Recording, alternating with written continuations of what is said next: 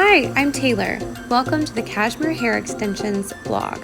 For today's blog post, I'm going to show you how to put your own ponytail extension in. It's super easy. Just so you know, I'm wearing the 20-inch bombshell brunette ponytail extension, and I absolutely love it. I also have the full extension set in the same color and length, 20-inch bombshell brunette. It is the best.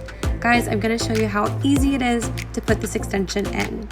First, you want to start out with a high ponytail. Make sure it's tight and secure. I like to use a big scrunchie. You really want your ponytail holder to be very tight.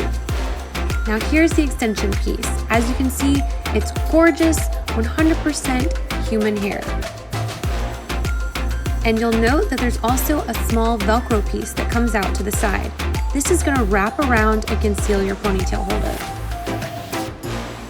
Now, in addition to this smaller piece, you'll see the large weft and this comb. The comb is essential for keeping the entire extension in place. What you do is you flip the extension around, take the comb, and secure it underneath your ponytail holder.